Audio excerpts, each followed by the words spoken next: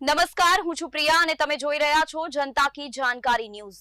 નજર કરીએ આજના સમાચારો। સિદ્ધપુરમાં દુકાનમાંથી ચોરી, ચોર સીસીટીવીમાં કેદ, પોલીસે તપાસ શરૂ કરી।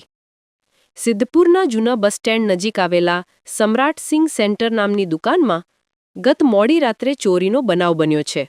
તસ્કરોએ દુકાનમાંથી 15,200 રૂપિયાની રોકડ રકમની ઉઠાંતરી કરી હતી। આ સમગ્ર ઘટના દુકાનમાં લાગેલા સીસીટીવી કેમેરામાં કેદ થઈ છે।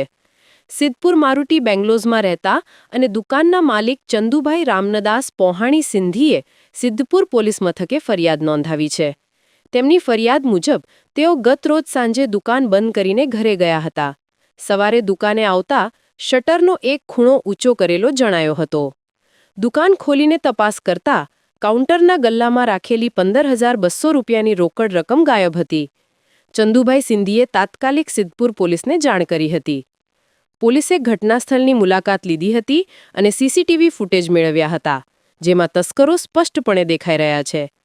પોલીસે ચોરીનો ગુનો નોંધી સીસીટીવી ફૂટેજના આધારે વધુ તપાસ હાથ ધરી છે અને તસ્કરોને પકડવા માટે ચક્રો ગતિમાન કર્યા છે।